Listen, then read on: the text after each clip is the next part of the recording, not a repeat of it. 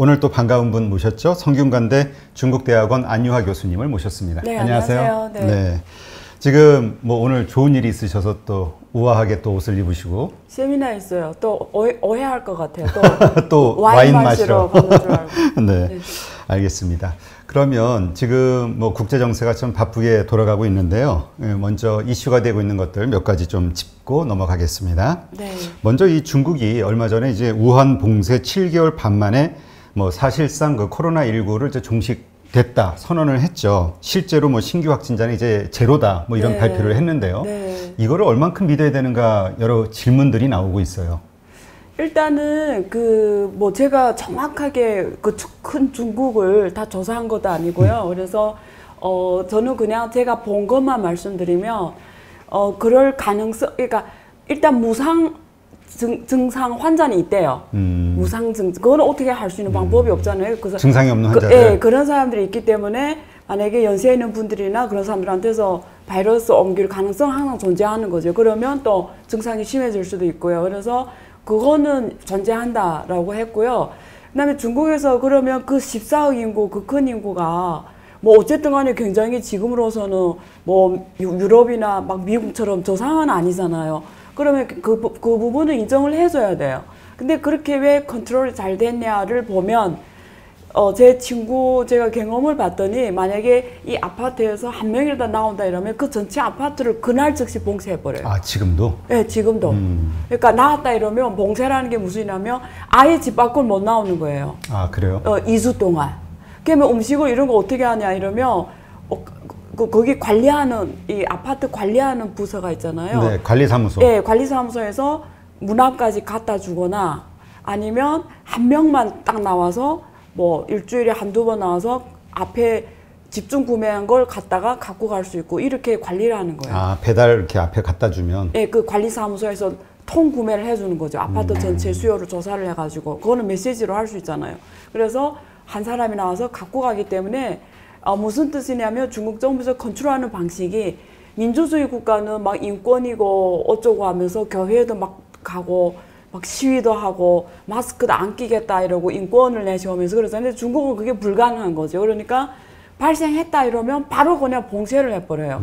그리고 지난번에 그 시진핑 주석이 그 뭐라지 명예훈장 수여식을 했잖아요. 표창. 아, 그래요? 이번에 중국의 중나사 이런 사람들이 굉장히 공로가 컸다고 백신 개발자하고 그다음에 그 중나사 이런 의사들을 이렇게 국가 훈장을 수여했어요. 이번에 공헌이 크다고. 그래서 거기에서 그걸 하면서 전 세계에 그런 이미지를 준 거죠. 중국은 지금 코로나를 굉장히 성공적으로 극복을 잘했다. 그리고 이제는 본격적으로 경제에 집중할 수 있다. 이런 거를 그 지상다회를 통해서 표시를 하는 건데, 그래서 그런 거 보면 그게 시상식이 끝나고 며칠이 지나지 않아서 운남성에서 류엘리라는 도시에서 또 2명이 생겼어요.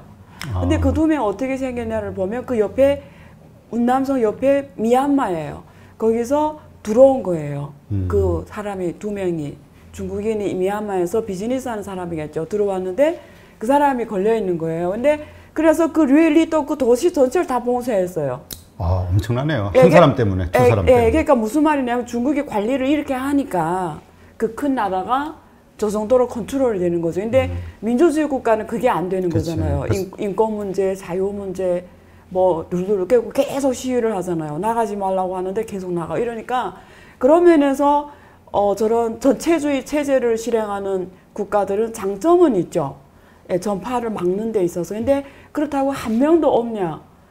그러기는 힘들다고 봐요. 근데 한 명이라고 없다 이러면 우리는 우리 각 나라에게 다 굿뉴스라고 봐요. 무슨 말이냐면 세계적으로 어떤 한 나라가 성공적으로 극복한 사례가 보인 거잖아요. 그러면 그게 중국이라서 무조건 부정하는 게 아니라 중국이 그러면 그 큰 나라가 인구가 저렇게만 어떻게 성공적으로 극복을 했지? 그걸 우리한테는 하나의 교과서처럼 이렇게 참고할 만한 샘플이 될 수도 있잖아요. 그러면서 저런 성과는 긍정적이라는 거죠. 우리 인류 사회에는. 그렇잖아요. 만약에 중국에서 지금도 미국처럼 막 몇만 명이 확진하고 막 이러면 중국도 불행하지만 다른 나라도 불행하잖아요. 왜냐면 중국하고 경제관계가 다 있는데 중국이 그러면 언제 비행기 통하고 언제 물류가 통하고 언제 그러니까 중국이 잘 극복했다는 거는 특히 한국에는 굉장히 굿뉴스죠 사실은. 네. 경제적으로도. 네, 네.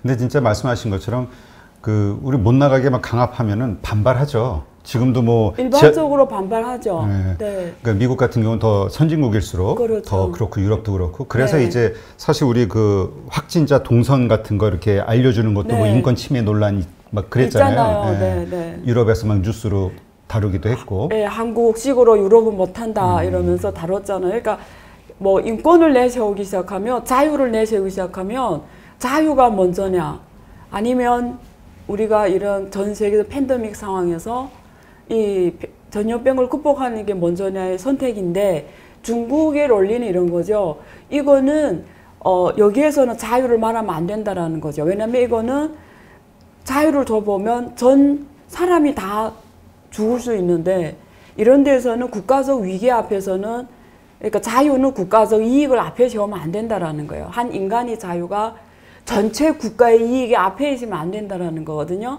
그러니까 그런 논리인 거죠. 네.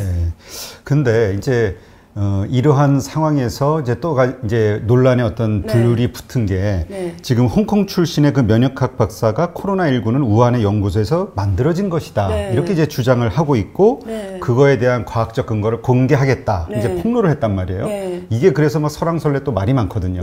이거는 어떻게 보시나요? 그러니까 일단 그 사람이 폭로하겠다고 했으면 빨리 하기를 기다려요, 저는. 그게 무엇인지 빨리 나와야 뭐 어떤 사람들이 보고 거기에 대해서 그 진실성에 대해서 우리가 판단해 줄 수 있고요, 첫 번째.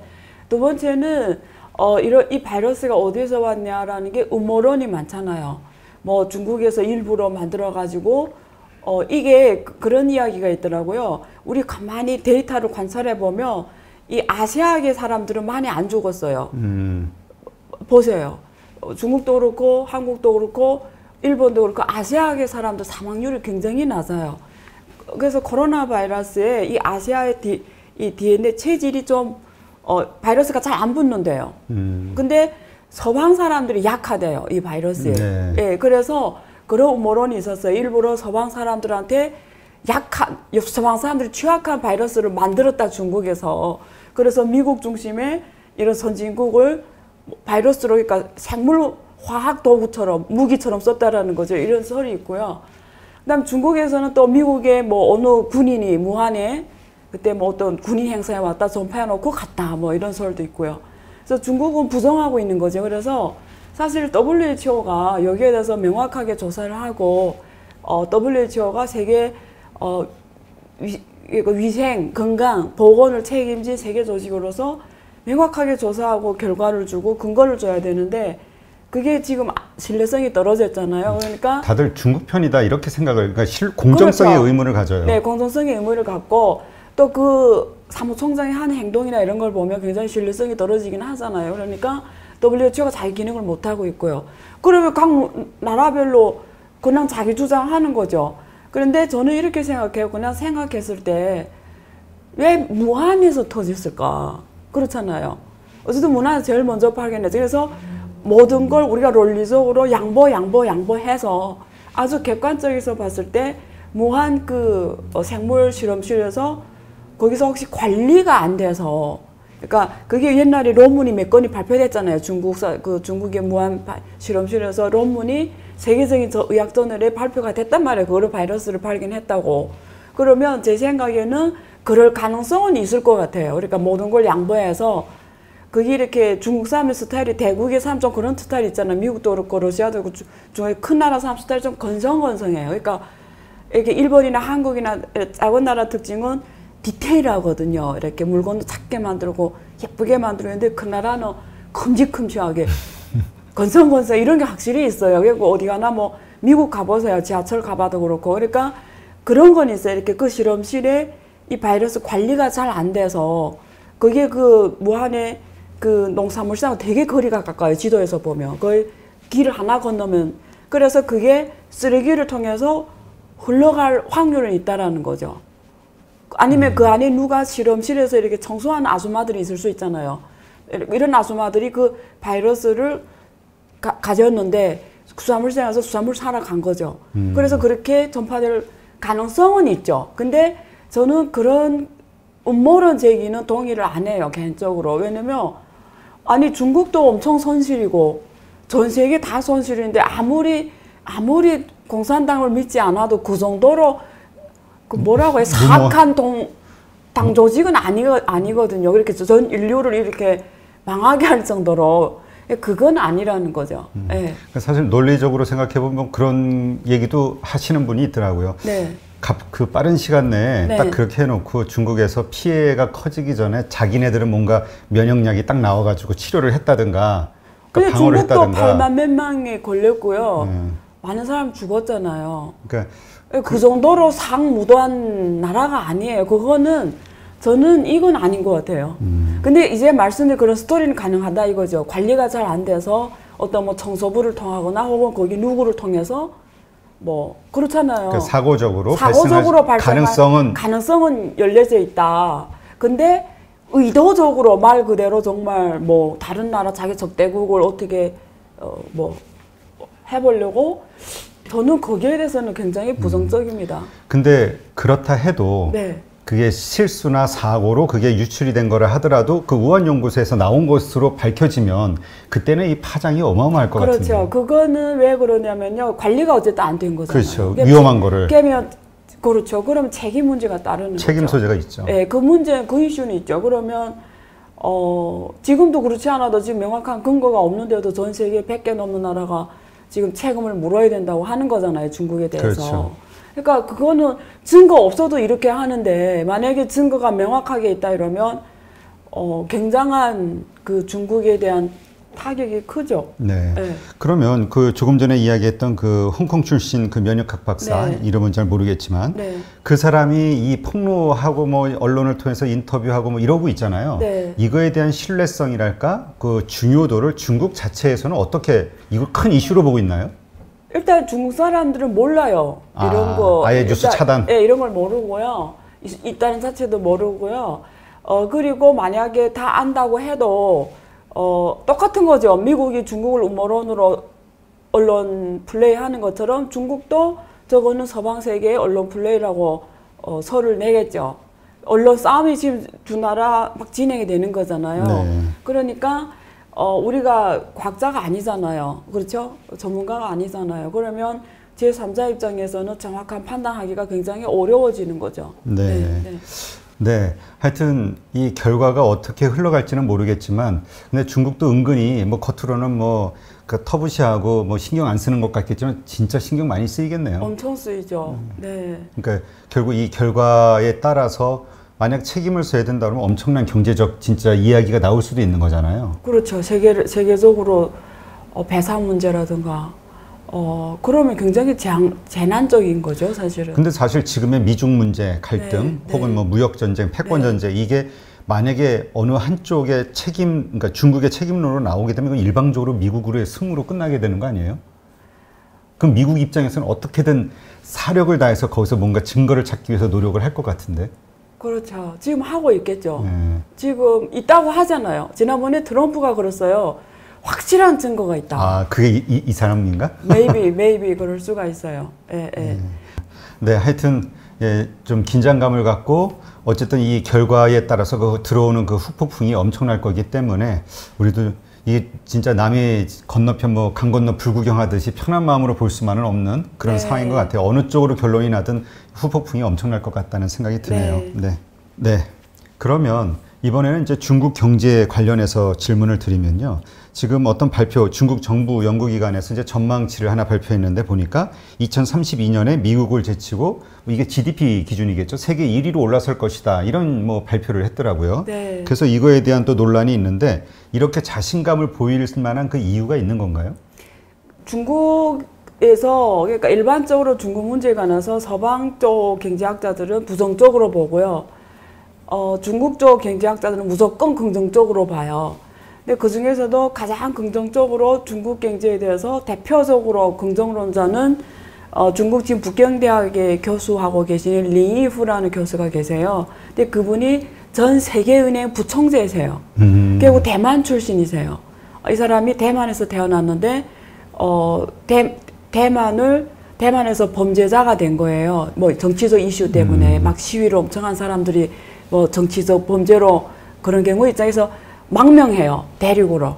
그래서 대륙에 와서 북경대학을 졸업하고 하버드대에 가서 공부하고 다시 북경대에 와서 교수하고 연구하다가 2008년부터 2012년까지 세계은행 부총재를 하세요. 그래서 영어도 잘하시고. 근데 작년에 제가 오후에 하는 세미나가 그 세미나예요. 저기 매일경제에서 하는 세계 지식 포럼이라고 있어요. 거기는 뭐 마윈 같은 사람들도 오고 뭐 총리도 오고 대통령도 이런 급 포럼이에요. 이거는. 그래서 거기서 작년에 그 니얼 피거슨, 미국에서 또 중국에 대해서 대표적으로 안 좋게 말하는 사람이 하버드대 지금 교수로 있는 니얼 피거슨이라고 있어요. 경제사 연구하는 사람이에요. 그래서 중국 문제에 관해서는 거의 그 사람이 거의 오피니언 리더라고 보면 돼요. 미국 사회에서는. 근데 그 사람은 중국에 대해서 굉장히 부정적으로 보는 사람이에요. 근데 리후는 중국에 대해서 굉장히 긍정적으로 봐요. 둘이 다 극에 있는 사람인데 작년에 둘이 만나서 토론을 했어요. 했는데 거기서 둘이 내기를 해요. 근데 내기 내용이 뭐냐면 작년부터 20년이 지나면 그러면 2039년 40년 때 중국이 미국을 이긴다에다 리후가 자기가 200만 달러를 걸겠대요. 그러면 우리 원화로 20억이 넘잖아요. 네? 그러니까 니얼 피거슨이 자기는 중국이 영원히 미국을 못 이긴다. 여러 가지 체제 문제고 여러 가지 문제 때문에. 근데 200만 걸기에는 나는 돈이 너무 많다고 생각한다. 그래서 돈이 너무 많아서 그러지 말고 20만 위안으로 하자.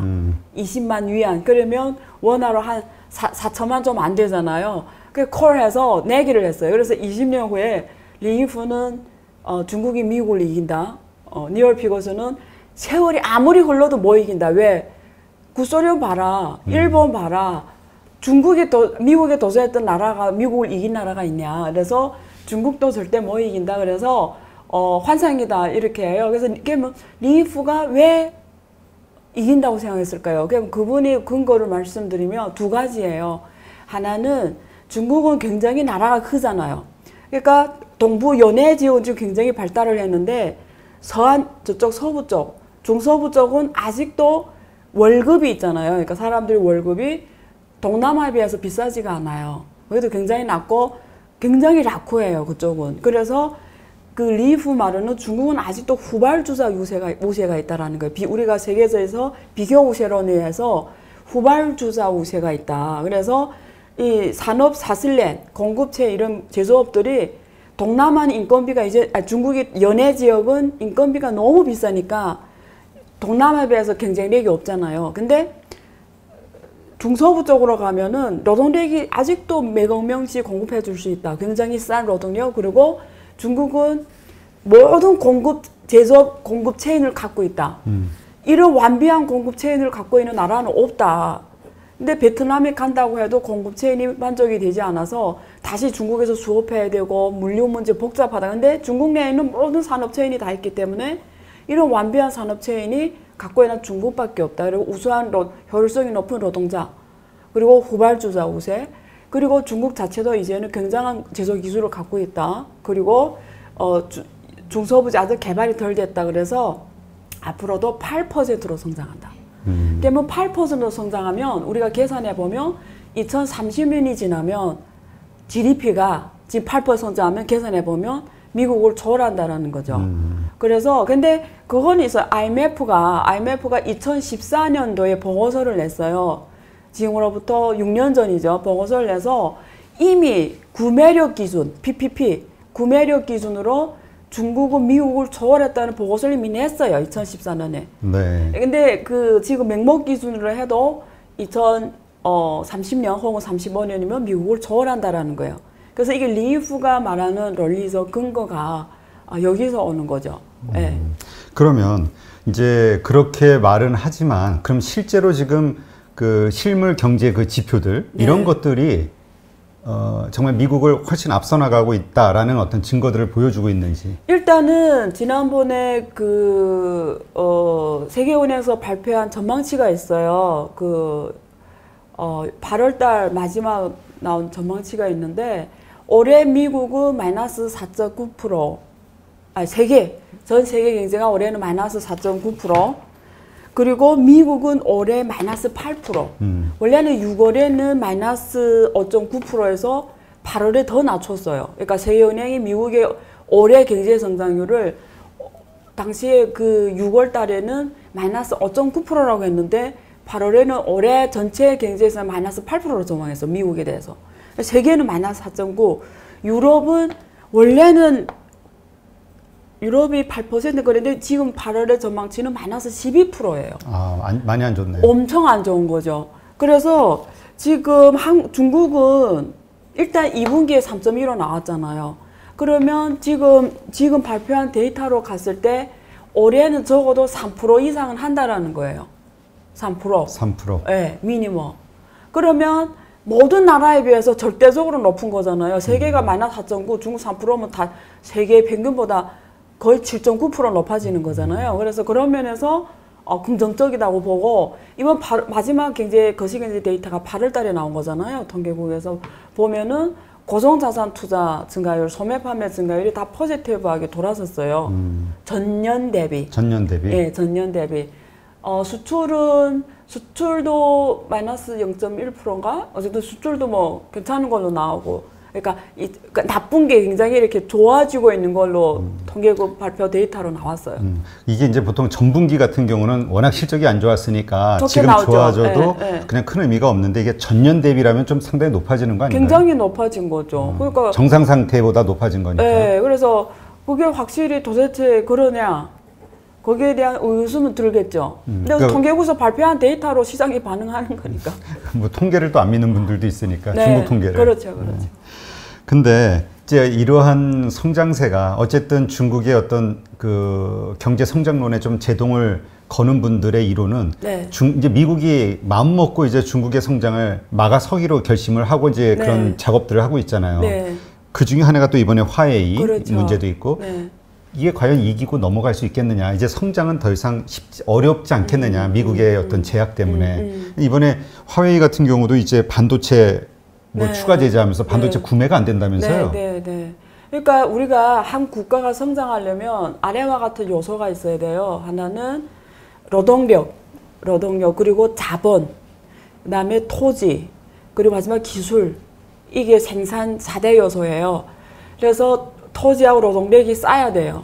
그래서 보통 우리가 그게 후발주자 우세라고 해요. 비교 우세. 그래서 옛날에 그 한국 그리고 네 마리 용 그 국가와 지역 그리고 지금 동남아 경제가 빨리 가는 게 이런 노동력하고 토지 이 우세 때문이죠. 근데 대신에 이런 나라들은 뭐가 없냐면 자본하고 기술이 없는 거예요. 근데 중국이 그랬다는 거죠. 중국이 기술하고 자본이 없었던 거죠. 그래서 기술은 어디서 왔냐?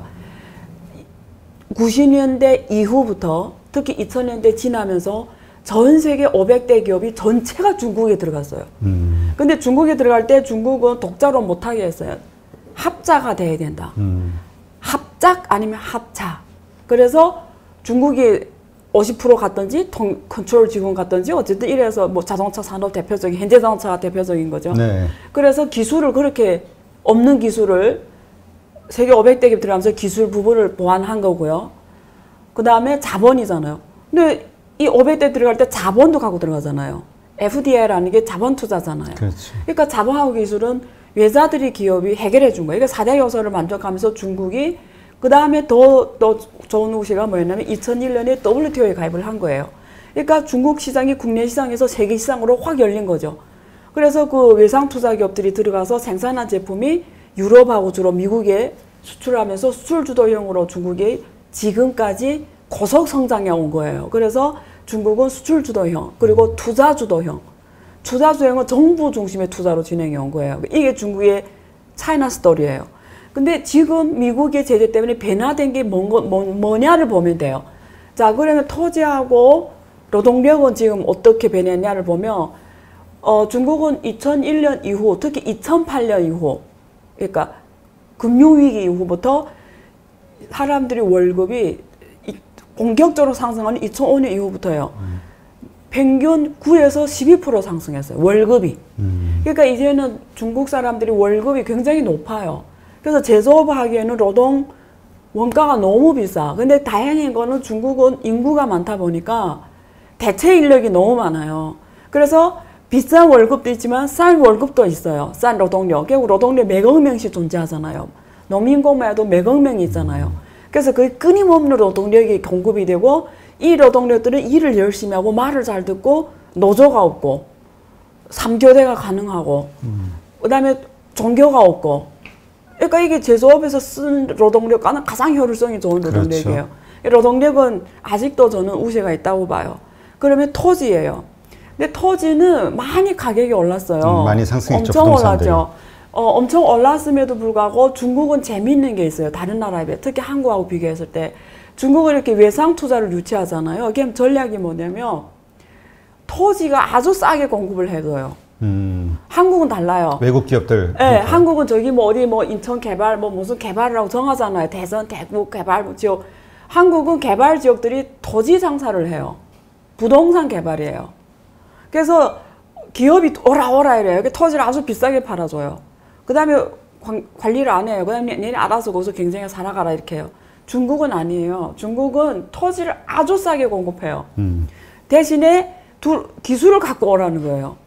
그럼 기술을 갖고 와서 자기네 필요한 기술이면 토지를 거의 뭐 무상으로 줄 정도로 공급을 해줘요. 그리고 매년마다 관리를 해요. 확실히 생산이 증가했냐, 매출이 증가했냐, 이 기술이 중국이라는 이 나라 발전의 공헌에는 이걸 매년마다 평가해요. 평가한 다음에 거기서 모범 기업을 선택해서 또 2년에 한 번씩 칭찬을 해줘요. 외국 기업들을. 그러니까 중국의 전략이 개발이라는 게 토지 장사가 아니에요. 중국은 정말 산업 자본, 산업 투자를 한다는 거죠. 그래서 그렇게 왔기 때문에 토지 문제는 우리가 여기에서 조금 괜찮다고 볼 수 있어요. 아직도. 그래서 정책이 이렇기 때문에. 그러면 남은 문제가 두 가지예요. 기술이잖아요. 그렇죠. 자본이잖아요. 근데 문제 뭐냐면 트럼프가 아메리칸 퍼스트주의하고 리설링 하면서 다 미국으로 오라. 그래서 밸류 체인에서 중국에 대한 의존도를 줄이자는 거잖아요. 그리고 이런 정책을 취해 관세를 중국에 때림으로써 중국에 들어간 외상 투자기업들이 중국에서 수출하면 관세가 25% 붙으니까 어떻게 하죠? 동남아로 가는 거죠. 동남아 베트남에서 수출하면 관세가 안 붙잖아요. 되게 싸잖아요. 베트남도 CPTPP로 해서 거의 뭐 무제로 관세 영역이 너무 많아요. 그러면 동남아로 가든지 아니면 미국으로 오든지 하니까 트럼프는 그걸 원하는 거예요. 왜냐면 글로벌 공급 사슬렌에서 중국의 의존도를 줄이려고 하는 거예요. 그러면 이렇게 둘이 지금 몸이 한 몸이 됐단 말이에요.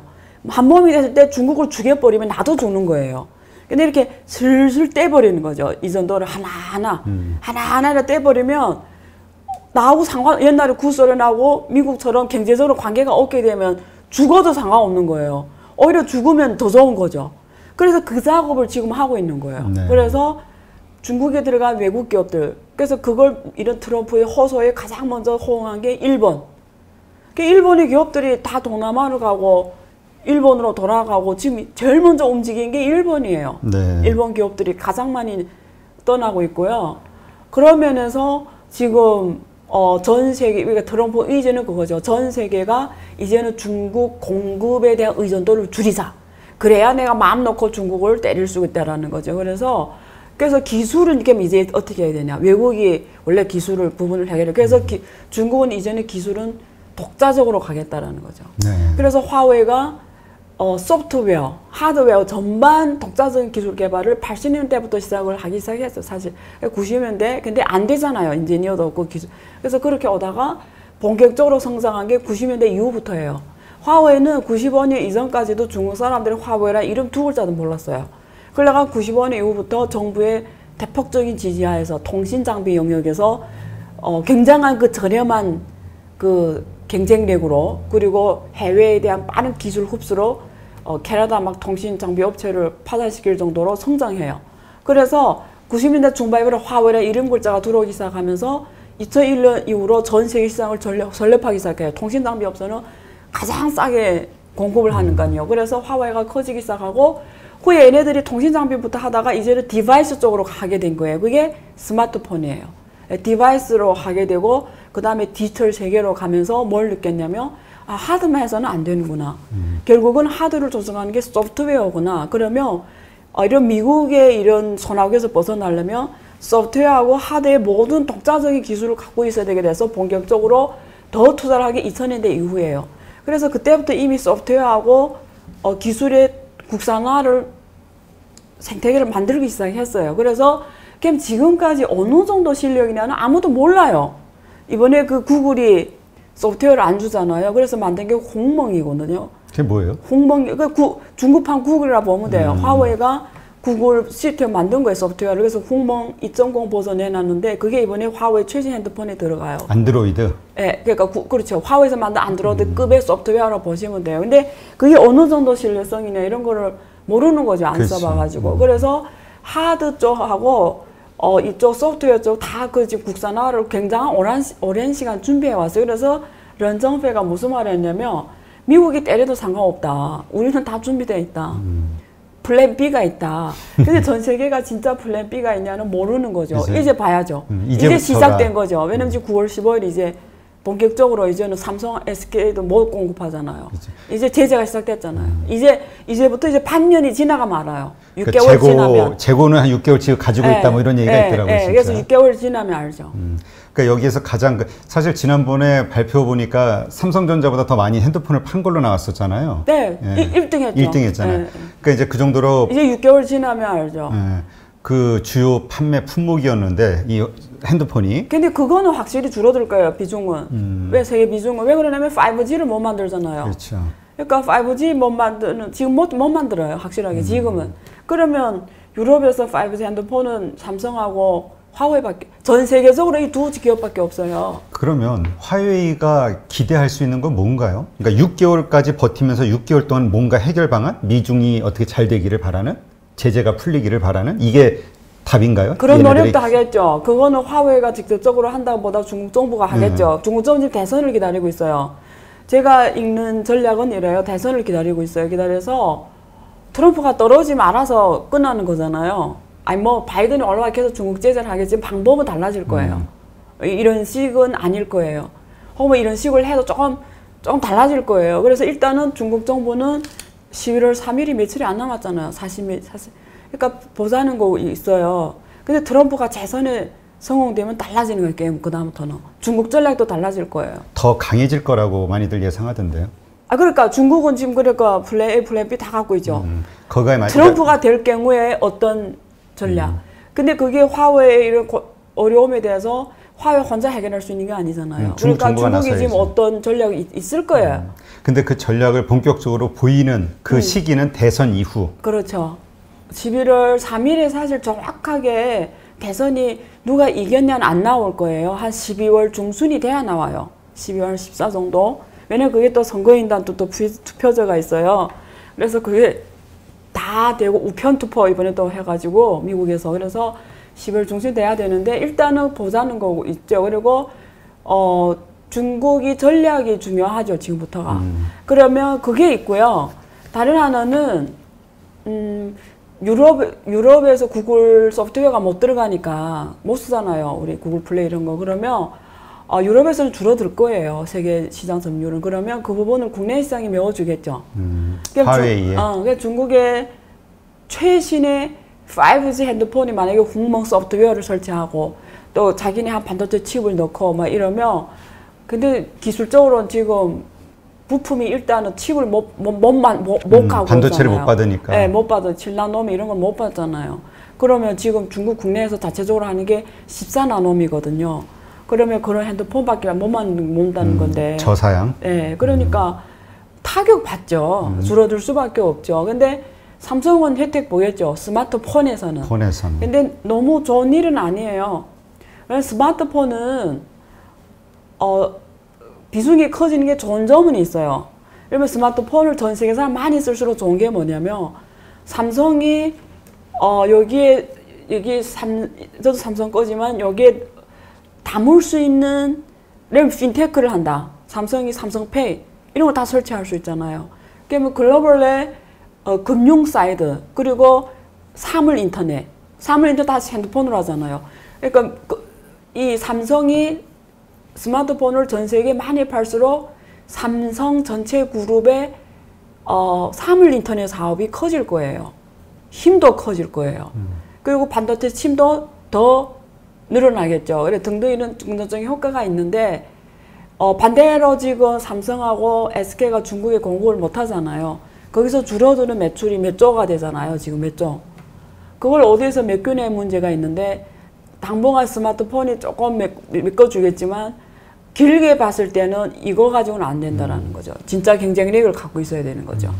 삼성전자도 화웨이가 잘 풀려야 더 많은 어떤 매출이나 수익이 발생이 될 수 있다. 중국이 잘 돼야 삼성하고 SK 하이닉스는 좋죠. 네.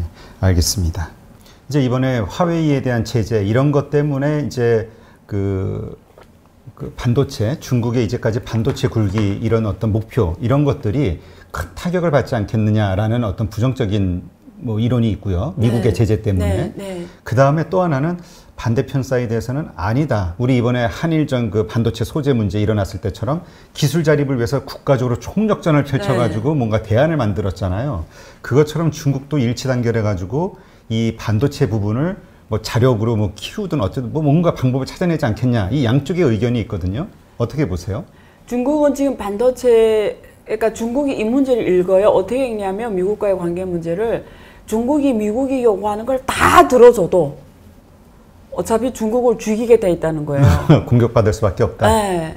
그래서 제가 지난번에 그 말씀드린 것처럼 그럴 바하고는 우리가 진정으로 이 문제를 해결하기 위해서는 우리가 강해질 수 있는 방법밖에 없다. 그러면 4G 시대, 지금 시대에는 미국이 강자다. 이런 반도체, 지금 반도체 2.0 시대잖아요. 지금. 네. 반도체 2.0 시대는 미국이 왕자다. 그러면 우리가 반도체 2.0 시대를 뛰어넘으면 되지 않냐. 그래서 중국이 지금 미국의 이런 공격에 영원히 벗어나는 방법은 뭐냐면 반도체가 2.0 시대에 머물 거 아니잖아. 우리는 아예 이 김에 그런 말이 있어요. 그 봉황열반. 열반에 든다는 건 죽는다는 얘기 같은데. 예, 그 뜻 죽는 각오로 봉황열반 이런 말이 있는데 죽는 각오로 반도체 3.0으로 아예 가버리자. 근데 2.0과 3.0의 차이가 뭐예요? 반도체 3.0은 재료가 달라져요. 재료가 지금 쓰는 이런 QSI 그 규소가 아니고요. 탄소, 섬유 이런 재료를 주로 쓰는 건데 그 모든 면에서 뭐 속도라든가 전도라든가 안정성이나 모든 면에서 굉장히 뛰어났대요. 그래서 그런 면에서 중국이 아예 그러면 3.0으로 가자. 화웨이가 그 선두로 서라 이거예요. 근데 그게 어느 정도 가능성이 있냐는 아무도 답해줄 수 없는 문제예요. 미래의 문제니까. 근데 왜 그러냐면요. 옛날에 이런 사례가 있었어요. 모태동 시대에 전 세계가 중국을 봉쇄했어요. 지금 북한처럼. 그래서 구소련도 떠나갔고요. 기술자들이 다 떠나갔어요. 그래서 근데 중국이 그때 우주 실험에 성공하잖아요. 핵을 만들고. 네. 다 그냥 다 끊고 정말 배고프고 아무것도 돈도 없는 시대에 우주과학에서 성공해요. 핵도 성공하고요. 그러니까 무슨 말이냐면 기술이란 게 결국 신이 만든 게 아니잖아요. 그렇죠. 신이 만든 게 아니고 사람이 만든 거잖아요. 그래서 무슨 말이냐면 그때 모태동이 그런 말을 했어요. 지구전으로 가자. 지구전이 무슨 말이냐면 우리가 전략적으로 후퇴할 때는 후퇴하자는 거예요.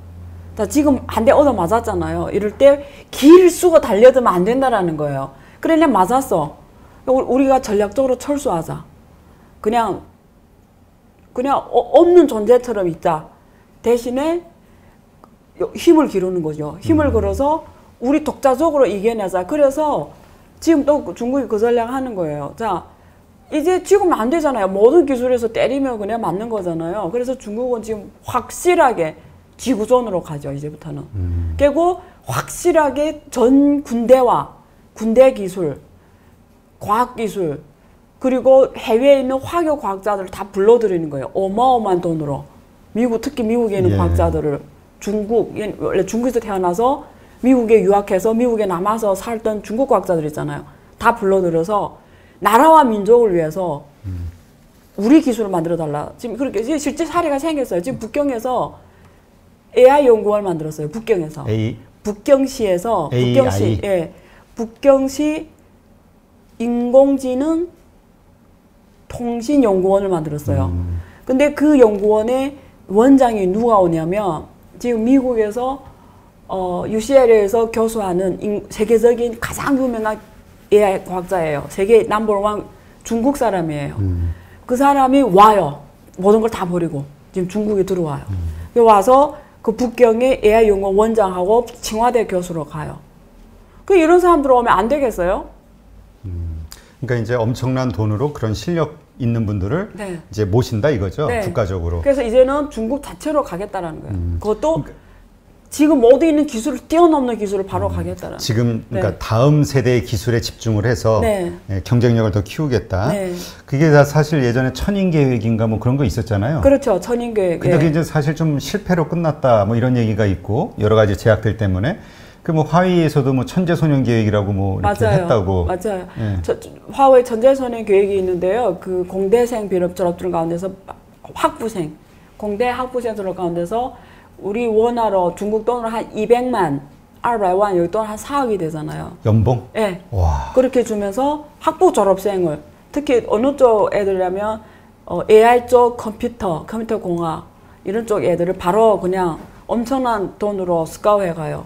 그래서 걔네들을 이렇게 걔네들을 지금 쓰는 거예요. 그래서 첫째 그런 계획이 있고요. 그 다음에 천인교육은 말하자면 되게 길어요. 저도 천인교육 오퍼를 받은 사람 중에 한 명이에요. 그러니까 아, 그래요? 저는 금융 쪽. 왜냐면 옛날에 금융하는 사람들이 안 돌아갔어요. 뭔가 천인계획이라는 게 말 그대로 1000명이에요? 아니면 뭐 어떤 상징적인 그러니까 숫자? 상징적인 숫자. 그래서 해외에서 중국이 필요한 산업 중에서 가장 엘리트들을 뽑아가는 거예요. 어마어마한 조건으로. 어떤 오퍼 받았어요? 갑자기 궁금해지네. 저거 그때 당시에는 그런 거예요. 그러니까 집을 주고요. 가족을 다 호구 주고요. 그리고 집도 이런 집을 주는 게 아니고 앞마당이 엄청 별장처럼 큰 집을 줘요. 그리고 연봉이 일단 세고요. 그리고 금융은 또 더 그랬어요. 왜냐면 금융 사람들 당시에는 안 갔어요. 왜냐면 금융은 해외에서 돈을 몇십억씩 버는데 누가 가요? 금융 쪽은? 네, 그랬죠. 그래서 그때 원래 갔어야 되는데 한국은 20년 하고 지금 연봉이 변하지 않거든요. 한국은 20년 전하고 지금 교수들이 월급이 안 변해요. 언제 오퍼 받으셨는데 몇 년에? 2010년? 2010년 전이네. 네, 10년, 11년. 야, 그때 그 오퍼 받았으면 지금 중국의 또 핵심 인재로서 또 그때면 또 달라졌죠. 뭐라고 해야죠? 그때는 다른 인생이죠. 그거는 가서 중국 교수로서 살아가는 거죠. 그럼 중국 프로젝트를 주로 하고 또 중국 쪽 금융 사이드를 하겠죠. 우리 교수님 연봉 좀 높여드려야 되겠네. 여기서부터 높이죠. 아, 그럴까요? 네. 알았어요. 인플레이션만큼은 올려줘야 되는 거 아니에요? 요즘에 돈을 너무 찍어내서 돈값이 없는데. 이거 알아요? 코로나 때문에 자영업자들 어려운 거? 중소사업자들이 너무 힘들어요. 우리도 어려워요. 세미나 다 없어지고 있잖아요. 그러게. 그러니까 지금 뭔가 세미나가 다 없어진다니까요. 그러니까 지금 전부 이 온라인 쪽으로 전환이 되고. 근데 저는 재난금 못 받아요. 이번에 그 서울시에서 그 외국인들한테 재난금 안 줘서 인권 벌금 받았어요. 인권위원회에서 서울시를 벌금에 징벌 줬어요. 인권차별이라고. 그래서 그 외국인들 다 주기로 했어요. 외국인들을. 근데 저는 안 된대요. 왜 안 되는지 알아요? 그게 소득 수준이 있는데. 소득이 높아서? 네, 저는 그 소득이 안 들어가서 저는 안 된대요. 아니, 그럼 아예 또 우리 교수님이 또 천인계획에 뽑히셨는데 아니, 코로나가 저를 지나간 게 아니잖아요. 저를 왜 안 주냐고요. 알겠습니다. 저도 피해자인데. 그러면 지금 이제 한국 같은 경우는 이제 반도체 부분이 이제 중국 수출량이 41%가 넘는다 뭐 이런 통계가 있는데 그러면 이러한 지금 화웨이 제재, 그 다음에 화웨이만이 아니라 이제 다음번에 또 SMIC에 대한 제재도 곧 일어날 거다. 맞아요. 이런 얘기가 있더라고요. 네, 네. 그러면 이게 세계 이 반도체 이 수급 상황이 완전히 바뀌는 거잖아요. 변하죠. 네. 일단은 이래요. 그 화웨이 일단 됐고요, 제재가. 그리고 SMIC 블랙리스트에 지금 올리겠다라고 계속 위협하고 있는 거고요. 그러면 삼성하고 SK는 원래 주 거래처가 화웨이였잖아요. 그러면 빨리 지금 그 부분을 어떤 매출이 일어나니까 글로벌에 다른 지역에서 그 매출을 메워야 돼요. 그럼 그게 뭐가 있냐 이러면 쇼미 같은 경우는 해외 영업을 되게 해외에서 많이 팔려요. 쇼미 핸드폰이.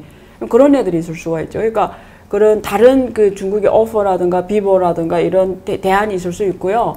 아니면 미국계나 유럽계나 얘네들을 고객을 뚫어야 되겠죠. 근데 메우기 힘들 거예요. 중국처럼 14억 시장이 어디 있어요? 한계예요. 그러니까 동남아 쪽에서 또 많이 노력을 해야 되겠죠. 그래서 그런 부분이 있고요. 근데 앞으로 그러니까 중국에 기술 있는 애들은 다 죽이겠다는 거잖아요. 미국의 그렇죠. 뜻은 확실하잖아요. 예. 그런 면에서 한국도 앉아서 좋아하면 안 되는 이유가 예를 들면 이번에 엔비디아가 영국의 그 암 인수했잖아요. 근데 그게 성사된다는 보장은 없어요. 그러니까 당국의 허가가 나야 되죠. 네, 일단 허가 나야 되고 두 번째 중국의 동의를 거쳐야 돼요. 근데 중국에서 동의를 무조건 안 해주겠죠. 암홀딩스가 중국계인가요? 아니, 중국 법인도 있는데 그게 본사는 영국 거잖아요. 네. 영국인데 엔비디아가 영국 거 인수해요. 손정희가 갖고 있던 게 영국 법인이에요. 중국 법인도 있어요. 근데 영국 법인을 인수하는데 문제는 영국 법인을 인수해도 중국 동의를 받아야 돼요. 왜 그러냐면 이게 각 나라별로 반독점 경쟁법이라는 게 있어요. 그래서 그 나라에서 매출이 중국 법은이래요. 중국에서 매출이 4억 달러 이상인 기업은 인수할 때 동의를 거쳐야 된다는 게 이건 국제 룰이에요.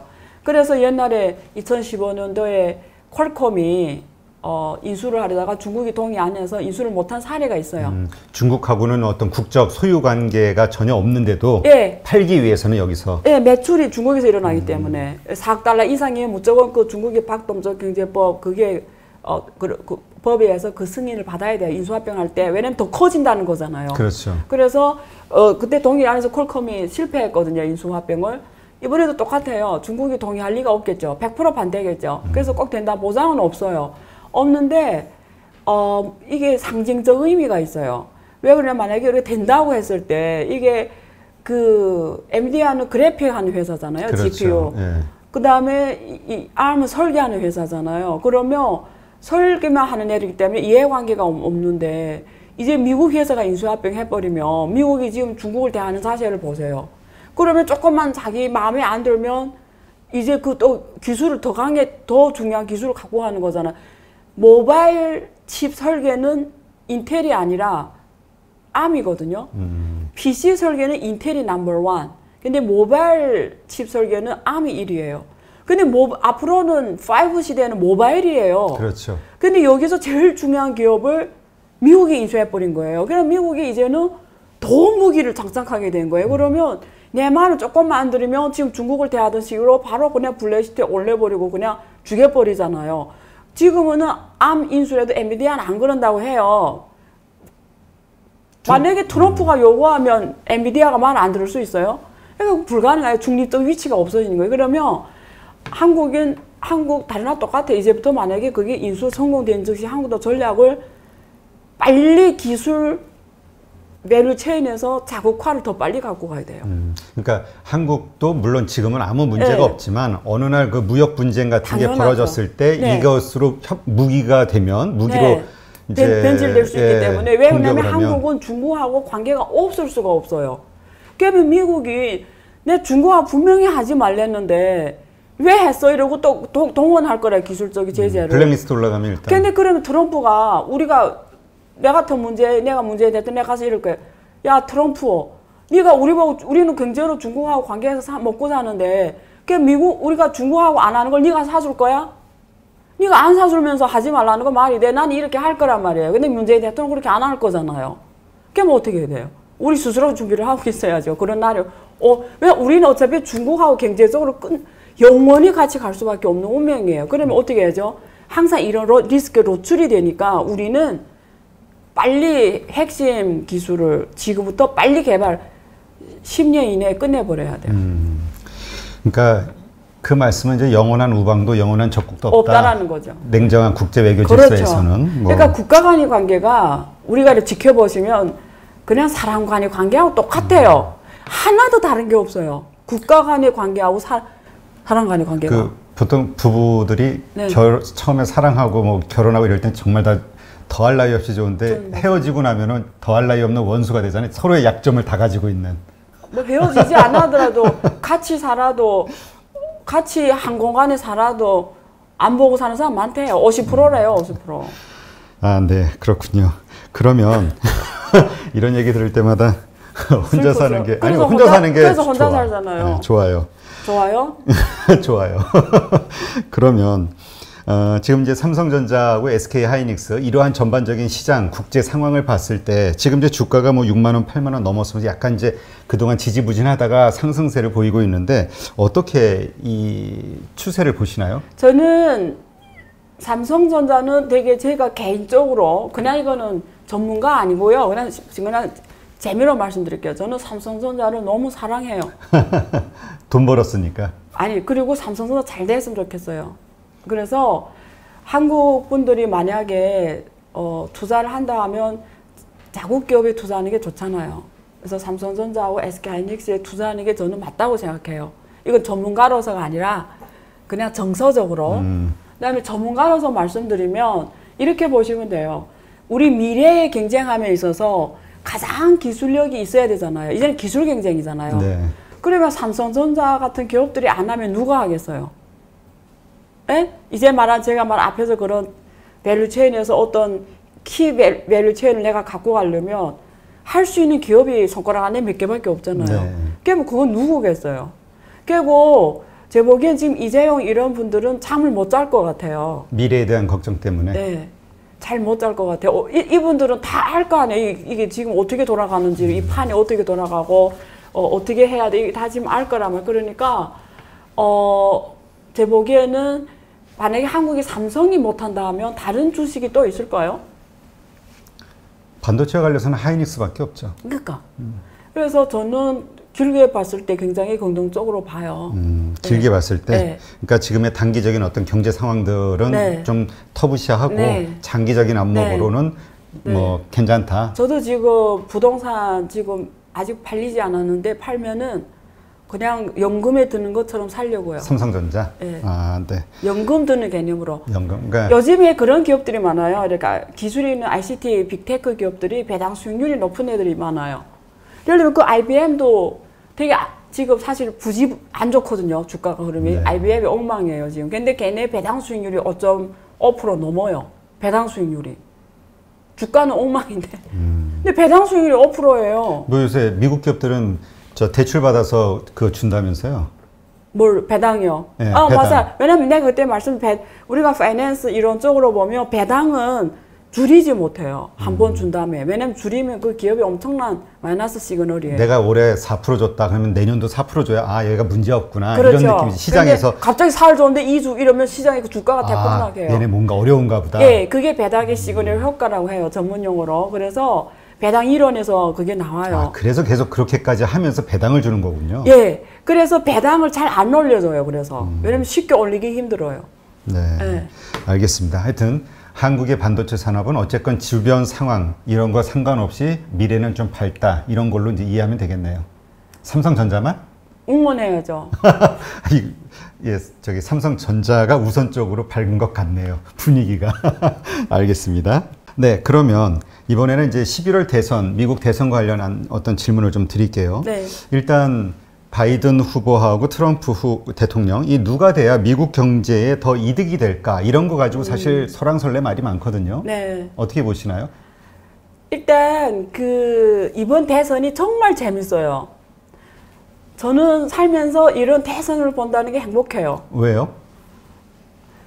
이번 대선에서 여러 가지를 알 수가 있어요. 미국 사람들이 어떤 정체성을 갖고 있는지가. 아, 미국 국민들의 네, 어떤 정체성. 본성. 네. 그러니까 만약에 트럼프가 된다라는 건 미국 사람들이 대부분이 아직도 백인 우월주의, 전통을 고수하는 사고방식을 가진 사람 더 많다고. 그러니까 다민족 다양성보다도 순혈통, 백인 우월주의가 더 그 사람들이 머리를 장식한 가치관이라는 거죠.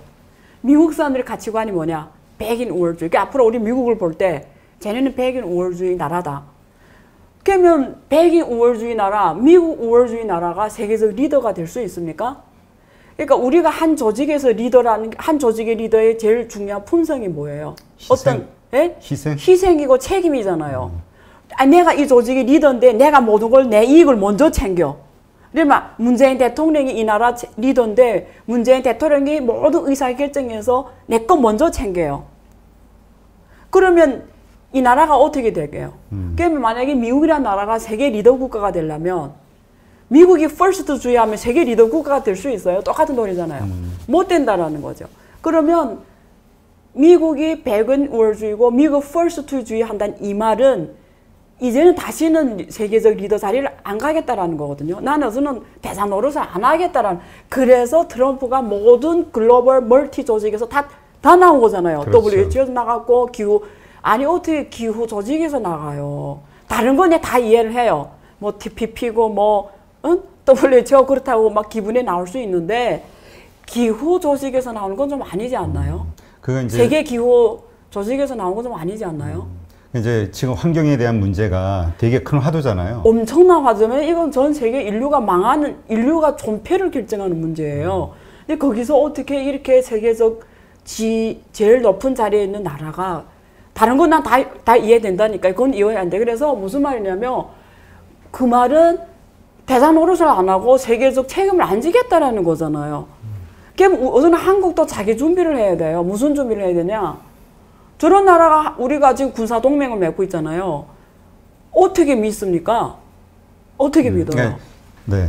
그러니까 트럼프 대통령이 이후로 그 뭔가 군사 동맹 문제와 관련해서도 뭐 주둔비 문제라든가 뭐 여러 가지로 좀 이슈가 많았죠. 네. 그래서 저는 일단 이번에 대선이 그래서 트럼프 되냐는 일단 트럼프는 그런 걸 싫어해요. 대상 역할을 하는 거. 왜냐면 우리 실리가 없다라는 거예요. 왜 이렇게 바보처럼 전 세계 돈 뿌리면서 실리 없는 행동을 하냐. 그리고 트럼프가 되면은 또 묘하게 앞으로 움직여요. 세계 질서가. 지금 트럼프가 이번에 노벨 평화상 후보로 올라갔잖아요. 트럼프 대통령이요? 네. 너무 코미디하고 웃기지 않아요? 어쨌든 올라갔어요. 네. 지금 난리 났어요. 그래서. 근데 올라갔는데 재밌는 게 뭐냐면 왜 올라간지 알아요? 중동 문제를 잘 해결해서. 왜냐면 지금 중동에 이스라엘 있잖아요. 이스라엘 국가들이 아라비아 국가들이 안 인정하잖아요. 인정을 안 하잖아요. 근데 UAE나 이런 나라가 미국의 뒤에 미국에 막 힘을 준 거예요. 조건을 건 거죠. 내한테 그 F-35 비행기를 팔아줄게. 그게 전투기에서 제일 선진적인 거잖아요. 그렇죠. 그러니까 쟤네하고 수교해. 이렇게 된 거예요. 그래서 했단 말이에요. 그러니까 우선은 저렇게 나오면 다른 나라도 하기 시작해. 이제 우리가 이슈가 뭐냐면 관전 포인트가 사우디가 이스라엘하고 한이 안 하네요. 만약에 사우디가 지금 중동에서 가장 대표적인 국가잖아요. 그래서 했다라는 거는 중동 질서가 변하는 거예요. 무슨 말하면 중동끼리 싸우던 시대가 이제는 안정화된다라는 거예요. 그게 노벨 평화상 받을만 하긴 해요. 어쨌든 거기에 지금 트럼프의 모든 힘은 거기에 쏟는 이유가 그래서 그 문제를 해결하고 왜 거기다 힘쓰는지 알아요? 왜냐면 지금까지 중동에다 군대 군사비를 너무 많이 썼잖아요. 그렇죠. 근데 미국이 옛날에 왜 거기다 군사 경비를 많이 썼냐면 거기 석유를 의존을 하는 거예요. 그래서 석유 안전이 확보가 돼야 되는 거예요. 그렇죠. 근데 이제는 미국이 석유 독립 국가가 됐어요. 석유 수출 1위가 됐어요. 석유가 필요 없는 거예요. 그러니까 이제는 거기서 군대를 빼오려고 하는 거예요.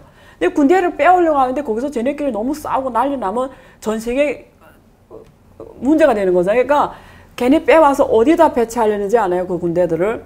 어디요? 남중국해, 대만, 일본, 동해, 남해, 저기 일본해 이쪽에다 하려고 하는 거죠. 그래서 누구한테 군사적 전략적 적대자가 누구한테 갔죠? 중국한테 가는 거죠. 군대를 그쪽에다 파괴할. 어쨌든 모든 걸 다 그쪽에다 집중시키려 하는 거죠. 그래서 트럼프가 재선이 되면은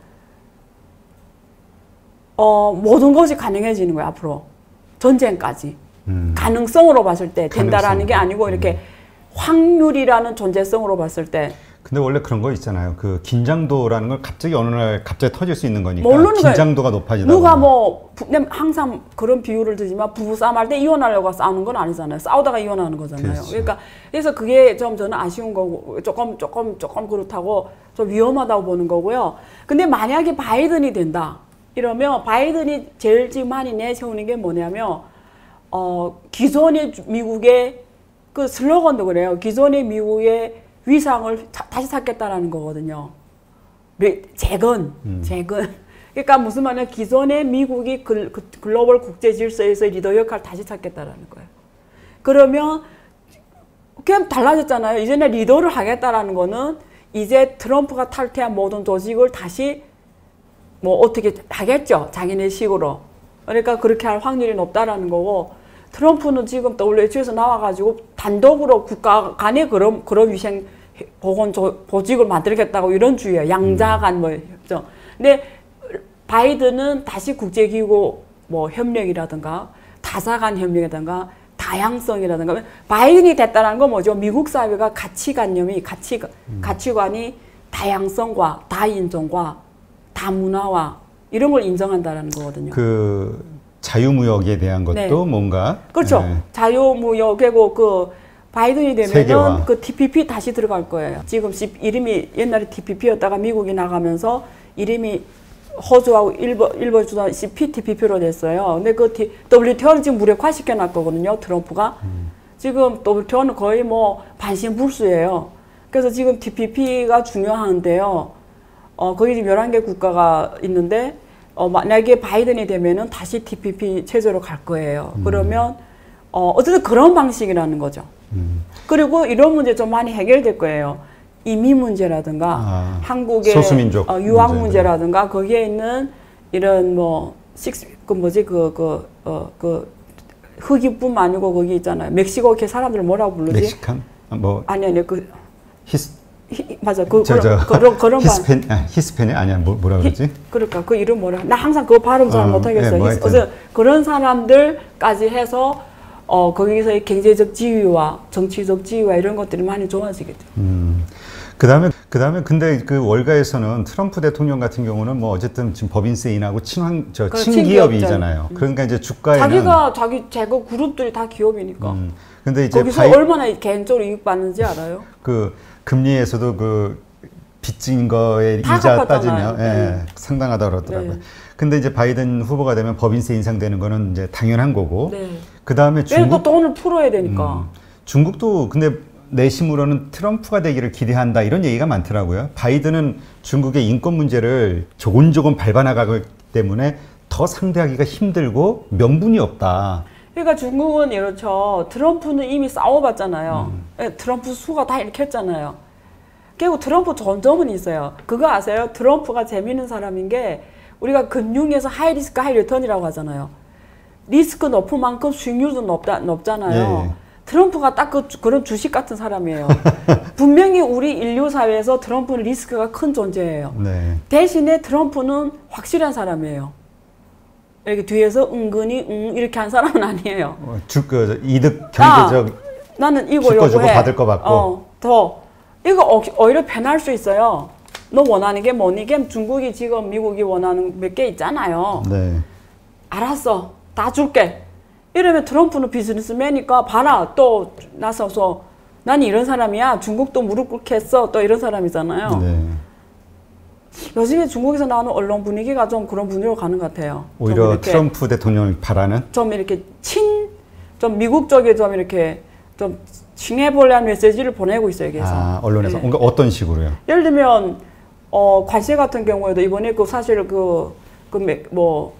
면이라든가 이런 데 관세가 원래는 올려야 되는데 계속 연장하기로 했거든요. 네, 그런 거랑 보면은 원래 화웨이 이렇게 막 죽이도록 때리고 있는데 내 같으면 관세를 떼야 되잖아요. 보복을? 네, 보복을 해야 되는데 안 하고 있거든요. 그럼 지금 중국에서는 그냥 그 화웨이 제재부터 시작해가지고 계속 다음 네. 기업도 뭐 제재하겠다 네. 이런 얘기가 나오는데도 아무 대책이 없나요? 그러니까 반격을 안 하나요? 그러니까 조심해서, 그러니까 그냥 공식적인 발언만 해요. 막 옛날처럼 막 그런 게 없어요. 공식적인 말만 해요. 공식적인 말만. 네. 대변인이 나와서 우리는 국제 다사간 질서를 존중하고 다양성을 존중하고 미국의 이런 행위는 이런 걸 방해하는 행동이고 실망스러운 행위고 그냥 이렇게 공식적인 대변인 말이 있잖아요. 네. 네. 그러면 지금 어떤 분들은 그런 얘기 하시더라고요. 그 9월달, 10월달 대선 전까지는 정치적으로도 이 안개가 낀 전국인 것처럼 이 경제적으로도 워낙 다양한 변수들이 있기 때문에 변동성이 너무 심할 것이다. 일단 주식장에서 좀 빠져나오는 게 유리하다. 이런 얘기가 있던데 우리 교수님 생각은 좀 어떠세요? 주식상이요? 네. 저는 주식상 질문하면 항상 화가 나요. 왜요? 아니 제가 말했잖아요. 케이스 바이 케이스고 사람마다 다 달라질 거고 자산운용사 다를 거고 증권사가 다를 거고 보험사가 다를 거고 연금이 다를 거 아니에요. 개인들 입장에서. 개인도 또 다를 거고요. 근데 그런 질문하면 대체 누구의 초점을 맞춰서 대답해줘라는 거죠. 또 혼나는 시간이네. 그러니까 지금 당이 떨어졌나 봐요. 그러니까 당을 준비했어야죠. 그럼 제가 또 당이 들어가면 기분이 좋아지잖아요. 알겠습니다. 네. 그래서 그런 뜻이죠. 그러니까 개인의 입장에서 말씀드리면 이것도 사실 어려워요. 그 사람 상황 모르기 맞죠. 때문에. 그럼에도 불구하고 제가 굳이 답해드리면 제가 항상 단기는 답을 해줄 수가 없어요. 그렇죠. 단기는 제가 말하는 것조차도 믿으면 안 돼요. 단기에 어떻다 말하는 건 책임 안 지는 행동이에요. 그렇죠. 알 수 없는 거죠, 그건. 근데 장기에는 기회가 많아요. 왜 그러냐면 이번에 그 SMIC가 있잖아요. 미국의 블랙리스트 들어갔잖아요. 네. 주가가 반토막이 났거든요. 중국에서? 네. 홍콩, 그게 A주도 상장했고 H주도 상장했어요. 홍콩에도 상장했고 중국도 상장했고 해서 홍콩에도 있어요. 근데 주가가 반토막 났다고요. 반토막. 그러니까 중국을 때릴수록 모든 주식들이 반토막 날 거예요. 근데 그 아래 중국 주식이 좋은 주식이 정말 많아요. 한 10개 정도가 있어요. 그런 요즘에 근데 뭐 다 하는 기업들도 있지만 또 섹터만 말씀드리면 예를 들면 온라인 교육 쪽. 온라인 교육, 이게 클라우드 컴퓨팅. 제가 항상 말하지만 클라우드는 어마어마한 산업이에요. 이제 시작도 안 했어요, 이 산업은.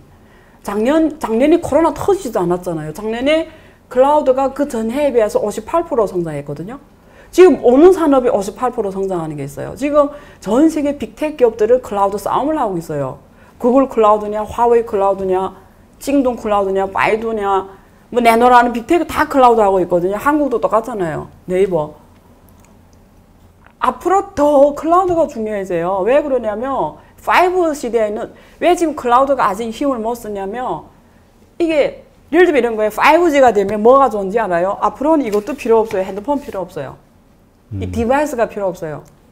그래서 사람들이 그 얘기를 해요. 5G 오면 화웨이는 미국을 두려워 안 해도 된다고.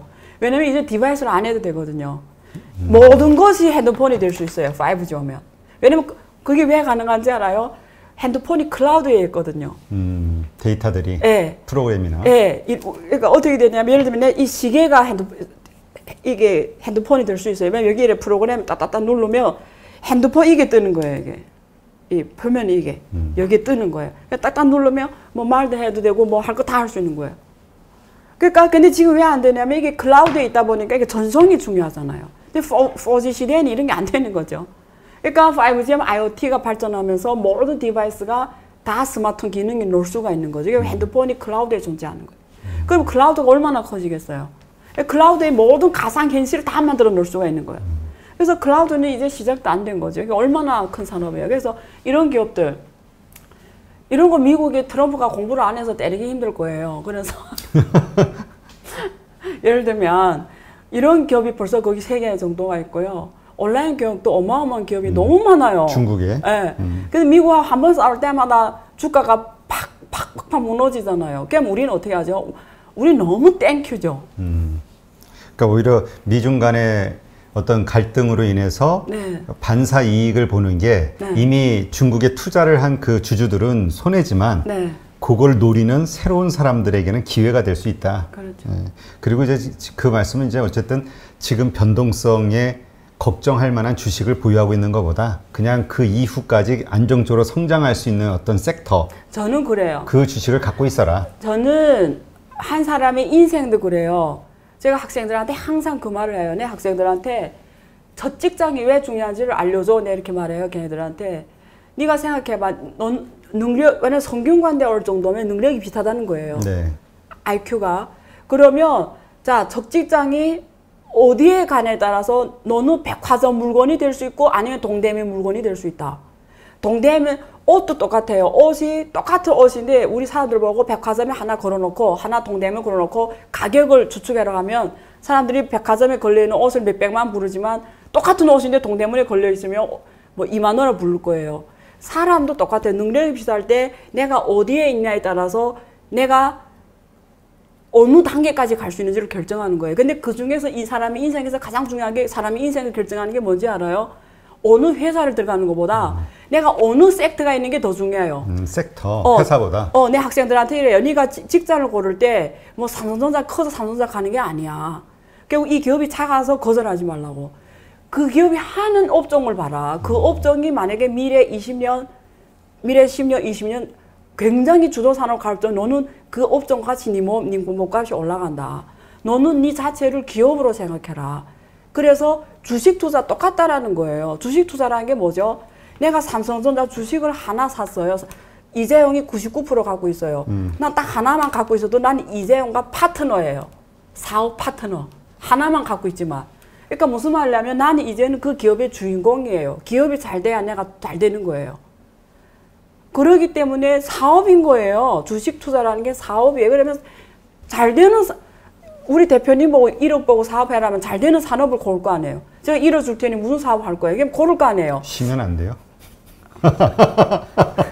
당연히 되죠. 그래서 1억 주면 이렇게 생각할 거예요. 앞으로 무슨 산업을 할까? 이게 정상적인 사고방식이 그렇죠. 아니에요. 주식 투자를 이런 식으로 해라는 거지. 네. 알겠습니다. 이거 정말 좋은 말씀이네요. 이건 진짜 그 어떤 그 교수님의 경험이 그러니까 녹아있는 인생 철학 같은 이야기인데. 그러니까 이렇게 보시면 돼요. 투자도 그렇고 인생도 그렇고 가정도 그렇고 부부간의 문제도 모든 답은 상식에 있어요. 네. 국가 간의 관계도 그래요. 답은 상식에 있어요. 결국 네. 간단한 게 답이에요. 네, 알겠습니다. 네. 네, 지금 그 돌아가는 이 시장 네. 금융 상황을 보면은요, 네. 나스닥이 폭락을 해도 한국 시장은 되게 튼튼하더라고요. 네. 그래서 이제 네. 뭔가 디커플링, 예전에 네. 나스닥 조금만 흔들려도 우리 뭐 진짜 난리 났잖아요. 네. 근데 이제 디커플링화 되는 거 아니냐, 이제 네. 완전히 예전과는 다른 네. 한국만의 어떤 시장이 형성되는 거 아니냐, 이런 얘기가 있는데 네. 어떻게 보시나요? 사실 2010년 이전에는, 특히 2000년대 초반에는 한국은 거의 미국 시장과 같이 갔어요. 그래서 동조화가 커무먼트, 동조화가 굉장히 심했어요. 그러다가 2008년 이후로 디커플링이 시작되기 시작해요. 그래서 2008년 이후로 한국 시장이 어떻게 가냐면 절반이에요. 미국 절반, 중국 절반. 그러니까 같이 봤어야 돼요. 그리고 왜냐면 중국하고 경쟁 관계가 굉장히 밀접해지면서 중국 시장에 따라서 움직이는, 특히 선물 시장 같은 경우에는 중국 시장에 따라 움직일 때 더 많아요. 그래서 그 글로벌에 보면은 한국 같은 이런 수출 주도형 국가들이 주식시장은 글로벌 변수에 굉장히 민감하게 반응할 수밖에 없고요. 그리고 가장 큰 나라인 미국하고 중국 시장에 영향을 받을 수밖에 없어요.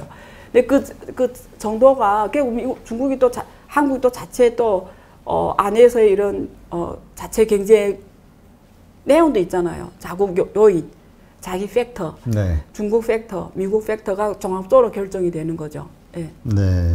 그러면 이제 그 많은 사람들이 기대하고 있는 게 지금 물론 실물 경제도 많이 어렵고 하지만 이제 코로나 백신이 꼭 개발될 것 같은 분위기의 뉴스들이 참 많이 나오잖아요. 여러 네. 각국에서 지금 경쟁적으로 뭐 네. 연구를 하고 있으니까 이러다 보니까 뭔가 더 이제 어떤 포트폴리오 면에서도 백신이 나왔을 때, 그러니까 네. 코로나가 더 이상 위협이 되지 않는 상황에 대한 어떤 그런 섹터로 이제는 좀 투자 방향을 바꿔야 되는 거 아니냐, 이런 이야기들이 나오고 있거든요. 그러니까 이제는 코로나 변수는 시장에 다 반영을 했으니까요. 그렇죠. 앞으로는 이제는 포스트 코로나 그치, 변수에 달라질 변수에 대해 포트폴리오를 좀 고민해야 되지 않나, 이런 질문인 거죠.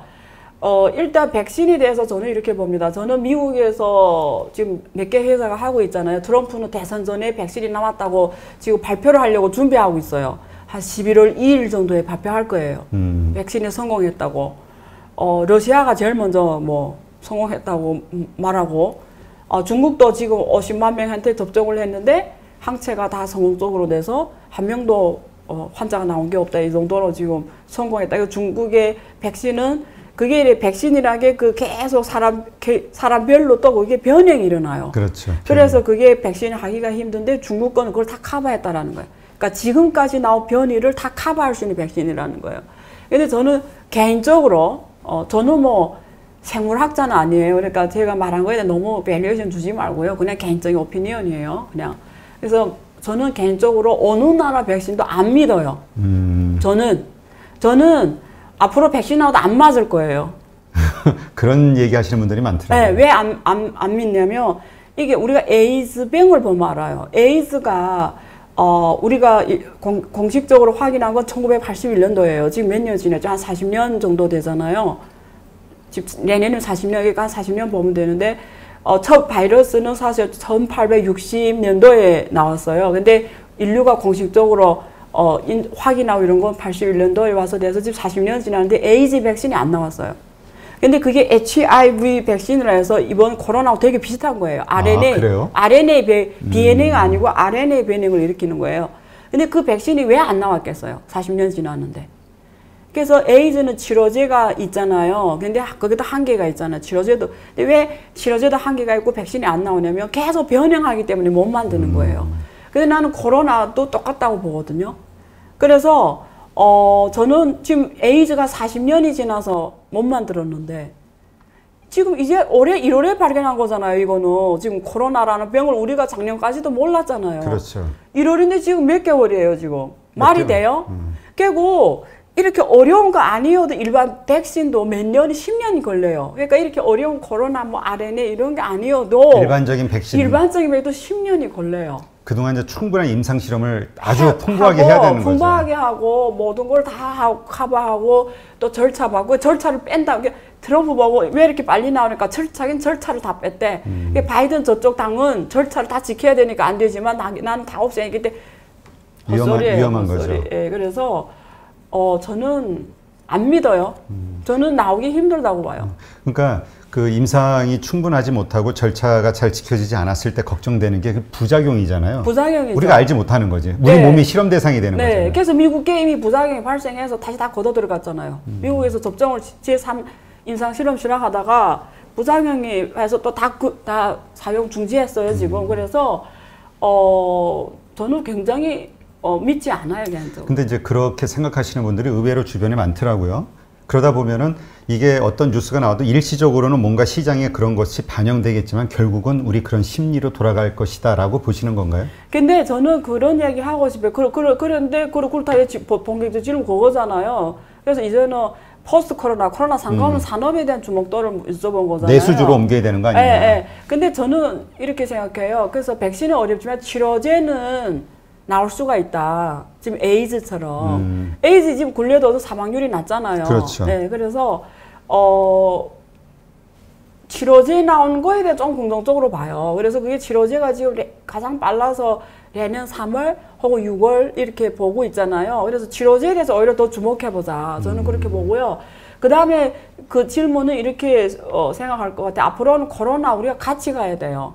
같이 생활한다. 네, 저는 지금 그렇게 마음을 가졌어요, 스스로. 왜냐면 너무 스트레스 받잖아요. 그렇죠. 그래서 저는 이렇게 했어요. 코로나도 나하고 같이 간다. 그러면 어떻게 해야죠? 생활 방역을 하는 거죠. 그래서 앞으로 우리가 살아가는 생활이 다시는 코로나 이전으로 못 갈 거예요. 그러니까 저는 코로나하고 같이 가는 생활 방식이 주 삶이 되는 거죠.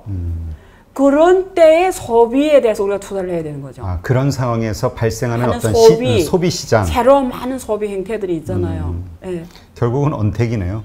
언택도 있고요. 그 다음에 사람들이 건강에 대해 별로 신경 안 썼잖아요. 앞으로 저는 가장 긍정적으로 보는 게 이쪽에서는 헬스푸드. 특히 중국 사람들이 14억이잖아요. 이 헬스푸드 쪽은 저는 그런 말씀을 드리고 싶어요. 중국이 헬스푸드 산업을 접수하는 날 한국은 게임이 끝났어요. 그리고 한국의 미래는 헬스푸드에 있어요.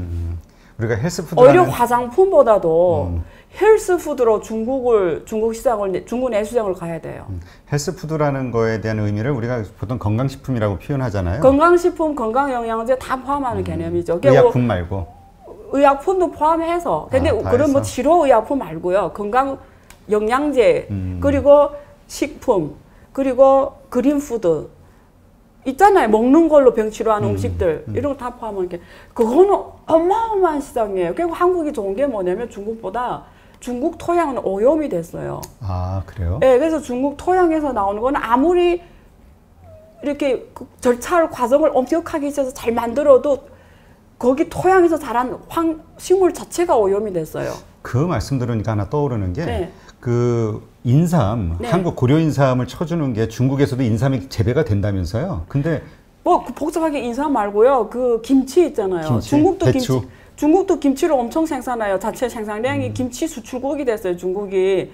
근데 왜 그 많은 중국 여행객들 한국과 김치를 사가요? 여기 와서. 한국에서 토지에서 자란 배추 때문에 그래요. 아, 그 오염된 이유는 왜 그래요? 지금 이 중화공업들 성장 이 그렇죠. 단계 때문에? 화학공업 제조, 무차별적 개발, 그 다음에 그 토지를 계속 그 화학비료 쓰고 계속 재배하고 안식년 없이 하고 그다음 화학비료 계속 쓰고 제조업이 옆에 있고 공해가 옆에 있고 뭐 알죠? 환경 오염 많고. 저 한국에 있는 이유가 그래서 한국에서 사는 거예요. 그래서 천인계획을 진짜예요. 그러니까 저는 그때 당시에 고민한 게 두 가지예요. 저는 어서 늙을 일만 남았잖아요. 그렇죠. 그러면 건강이 제일 중요하잖아요. 그러니까 병원이 가기가 쉬워야 되잖아요. 근데 중국은 병원은 아침 7시에 가서 줄 서야 돼요. 병원 인프라가 약해요. 너무 부족해. 사람 많고 의사가 적어요. 그러면 내가 언제 막 급한 병에 걸렸는데 언제가 줄을 오전 내내 쓰고 하루 내내 써서 언제 환자를 봐요. 병을 봐요. 그래서 그게 의료, 그 다음에 의료보험, 그리고 이제 같은 그런 거예요. 이 식품. 맞아요. 그러니까 이게 생활 인프라가 정말 중요한 것 같아요. 저 단기간에 환경. 되게 힘들어요. 단기간에. 자, 그러면 지금 요 상황에서 이제 우리가 주식시장의 큰 변수로 이제 하나 더 보는 게 이제 미중 문제의 어떤 이 강도가 심각성이 얼마나 더 갈 것이냐가 이제 또 이슈가 되고 있잖아요. 근데 그 이제 미중 패권 전쟁에서 이제 지금 그동안 단계가 뭐죠? 무역 전쟁에서 그 다음에 뭐죠? 말씀 좀 해주시죠. 그 지금 중국하고 미국 간의 그 충돌이 3단계로 전파가 가고 있잖아요. 예. 하나 처음에는 무역 전쟁, 무역 분쟁. 두 번째는 무역 분쟁 지금도 뭐 계속 진행이 되고 있고 ING고요. 그다음에 기술 패권. 지금 막 엄청나게 열전하는 게 지금 막 화웨이, 뭐 SMC, 막 DJI 뭐 계속 이어지고 있잖아요. 그리고 나머지가 뭘까를 생각해 볼 필요가 있잖아요. 우리는 왜냐면 전망을 해야 되니까. 그러면 지금 남은 이슈가 금융전이에요. 금융전하고 핵전쟁이에요. 그래서 미국에서 일단 금융을 좀 이따 얘기하고 핵전쟁 먼저 말씀하면 미국이 핵을 갖다 중국에 터뜨리면 세계전쟁이고 인류가 끝나는 거잖아요. 뭐 중국도 터뜨리겠죠. 똑같이 하면 어때죠? 지구는 끝나는 거잖아요. 그런 전쟁은 하겠어요? 예전에 미국하고 소련하고 냉전 있을 때도 맨날 뭐 시한폭투처럼 그 시계가 지구 최후의 날 시계가 있었잖아요. 그리고 일본에 한번 터뜨려 봤더니 그 피해를 보세요. 지금도 그쵸. 안 끝났잖아요. 그러니까 미국이 안단 말이에요. 그래서 미국이 지금 하고 있는 게 뭔지 알아요? 그 정도 위력이 아니고 아주 작게 만드는 거예요. 핵을? 네. 작게 만들어서 내가 저 광주에다 터뜨려 딱 광주 저 목표에 있는 고기만 영향 주는 걸 터뜨리는 거예요. 위력이 약한 걸로. 소형. 그럼 그게 더 무서운 거예요. 왜냐면 이게 대형은 안 터뜨려지니까 중국이 맞불로 터뜨리기는 힘든데 소형을 이렇게 쏘면은 고민을 해야 되는 거예요. 그걸 앞으로 누가 더 많이 갖냐가 더 무서운 건 거예요. 그래서 그쪽으로 지금 개발 중심을 옮겨가고 있어요. 그 다음에 더 깊이 말하면 군사 얘기를 해야 되니까. 근데 금융만 말하면 금융의 이슈는 뭐냐면 중국에서 걱정하는 게 사실상 그거예요. 스위프트 있잖아요. 네. 스위프트하고 미국의 달러 결제 시스템이 칩스. 한국도 한국은행 그 결제 시스템이 있어요. 그래서 어느 나라나 다 자기 결제. 중국은 CIPS라고 해요. CIPS. 미국은 CHIPS. 칩스가 있고 중국은 CIPS가 있고 다 결제 시스템이 있어요. 그래서 근데 달러 결제 시스템이 있고 칩스가 있고 그다음에 스위프트라는 거는 국제가 안에서 왜냐면 저하고 대표님 간에 제가 일반 청취자 알아들어야 되니까 네. 너무 전문 용어 못 알아듣잖아요. 네, 좀 쉬운 용어로. 제가 그러니까 이렇게 쉽게 말할 수 있는 건 저밖에 없을 거예요. 그래서 아주 쉽게 말씀드릴게요. 왜냐면 지금 제가 우리 대표님한테 돈을 지금 보내려면 카카오머니로 보낼 수 있잖아요. 네. 아니면 뭐 메신저로 보낼 수 있잖아요. 그다음 메신저 이렇게 그러니까 무슨 말이냐면 우리는 한국어로 아주 편하게 아무 수단이나 할 수가 있는 거예요. 보낼 수 있죠. 보냈다 이 메시지. 대표님, 제가 대표님한테 돈을 보냈습니다라는 걸 메시지로 보낼 수도 있고, PC 메시지로 보낼 수도 있고, 카카오로 보낼 수도 있고, 뭐 WeChat으로 보낼 다 보낼 수가 있어요. 근데 국제 간에는 안 되는 거예요. 국제 간에는 나라끼리 언어가 다르잖아요. 시스템이 그렇지. 다르잖아요. 그러니까 어떻게 한국에서 카카오톡으로 미국에 있는 사람한테 갖다 보내요. 안 쓰는데. 국제 간에는 이런 불편함이 있으니까 어떻게 하냐면 각 은행들이 만났어요. 유럽의 주로 세계적인 거래가 제일 큰 애들 만나서 야 우리 언어도 다르고 다르니까 효율성이 떨어지니까 비용도 너무 많이 든다. 이거 통역하고 이러면 얼마나 보냈습니다. 이거 통역하면 통역비 들어가잖아요. 그럼 통역비도 안 들게 하고 이러면 어떻게 해야 되죠? 전 세계에서 유일하게 우리가 번역이 필요 없는 게 숫자잖아요. 영문 코드고 그렇죠, 숫자고 숫자. 01, 01. 그래서 모든 컴퓨터 언어가 다 01인 거예요. 무슨 뜻인지 아시겠죠? 네. 언어가 들어가면 번역이 필요해지는 그렇죠. 거예요. 해석이 필요하고. 그래서 01, 이런 암호로 하는 거예요. 코드를 다 숫자로 한다. 코드화를 만드는 거죠. 코드화. 그게 스위프트라는 거예요. 그래서 보냈습니다라는 걸 스위프트 코드로 보내는 거. 얼마 보냈습니다 이게. 기록이 다 알아서 되는 거죠. 그게 스위프트 코드 메시지 시스템이라고 보시면 돼요. 국제결제 메시지 시스템. 그냥 각 나라별로 외환결제 시스템이 있다. 근데 이게 국제결제 시스템, 이게 메시지 시스템은 회원국이 있을 거 아니에요. 각 그렇죠. 나라 주요 은행이 들어와 있겠죠. 그러면 거기서 누가 왕이겠어요? 그 이사가 25명이 이사로 돼 있어요. 이사. 네. 그럼 거기서 이사석을 누가 제일 많이 갖고 있겠어요? 이사석을. 이사석을? 이사. 우리가 각 나라마다 하나씩 있는 거 아니에요? 우리가 어느 기업마다 좋은 말 써요. 이사회가 있는 것처럼 스위프트도 이사회가 있단 말이에요. 네. 그러면 이사석이 25개인데 누가 제일 많이 갖고 있겠어요? 일단 각 나라별로 하나는 갖고 있어야 될 거 아니에요. 네, 그렇죠. 그렇죠. 불공평하잖아요. 그렇죠. 아주 똑똑하세요. 근데 그러면 뭐 남는단 말이에요. 그러면 규정을 했어요. 한 나라는 하나, 그러니까 어떤 나라는 하나 더 갖고 갈 수 있다. 그럼 그건 누굴 것 같아요? 어떤 나라? 예? 미국? 무슨 조건, 그냥 미국에 줄 수는 없다면 조건이 있을 거 아니에요. 기축통화국? 아니고요. 메시지를 가장 많이 쓰는 나라. 그러면 어떤 나라가 가장 큰 고객? 그럼 어떤 나라가 많이 쓰겠어요? 인구가 많은 나라. 그렇거나 거래가 많고 인구가 많은 게 아니고 거래가 국제 거래가 많거나. 그럼 당연히 경제 규모가 커야 그럼 미국이 제일 크니까 그렇죠. 미국이 제일 많은 거야. 그 메시지 거래가. 그러니까 미국 이사석을 하나 더 가지고 간 거야. 2개. 그다음에 중국은 몇 개일 것 같아요? 중국 하나? 그렇죠. 중국이 지금 문제가 뭐냐면 규모는 G2가 됐지만 국제거래에서 위안화 결제가 비중이 지금 1.9%밖에 안 돼요. 다 달러를 써요. 그러니까 스위프트에서 메시지 비중이 차지하는 게 10위밖에 안 돼. 10위.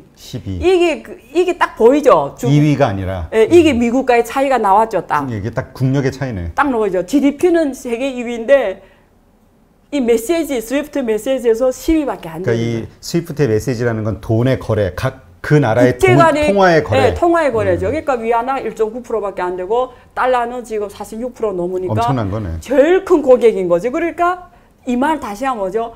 그 다음에 17석은 유럽이 갖고 가서 유럽은 여러 가지 나라 많잖아요. 왜 17석? 그럼 생각해 보세요. 자, 이란이 스위프트에서 배제가 됐어요. 그러면 이거 미국에서 야 이란을 빼자 해서 뺄 수 있는 게 아니에요. 누굴 동의를 거쳐야죠? 유럽 동의를 거쳐야 되는 거예요. 혼자서 두 손을 가져서 결정할 수 있는 게 아니잖아요. 그러면 유럽을 움직여야 되는 거예요. 그러면 유럽이 생각해 보겠죠. 이란을 빼므로써 우리가 손해를 볼까? 그럴 거 아니에요. 그렇죠. 보면 나하고 이란이 거래가 별로 없네? 빼도 되겠네? 그리고 내가 만약에 미국한테 잘못 보이면 미국이 빼자는데 no 해버리면 미국이 우리를 제재할 거 아니야. 제재하면 어떻게 되지? 달러 결제 시스템에서 유럽 은행들을 제재할 거 아니야. 그 칩스를 못 쓰게 하는 거예요. 칩스를. 그럼 우리가 손해잖아. 그냥 이란은 우리가 거래가 없으니까 빼도 되겠네. 동의한 거예요. 그럼 지금부터 이슈가 뭐냐면 중국을 스위프트에서 배제할까? 이유씨가 그럼 이제 같은 논리를 우리가 풀어보면 유럽이 동의를 해줘야 되는 거잖아요. 그렇죠. 그럼 유럽이 생각할 거 아니에요. 중국을 빼면 우리가 손해 볼 거냐? 그럼 이 말은 무슨 말이죠? 중국과 우리가 거래가 클 거냐? 엄청 크다는 거죠. 6천억이 넘어가요. 6천억 달러가. 그다음에 미국하고 중국은 거래가 5천억이 넘어가요. 5천억이. 그러니까 지금 유럽이 이란처럼 쉽게 던질 수 있어요? 빼자고? 못 던지겠죠. 못하죠. 첫째, 쉽지는 않다.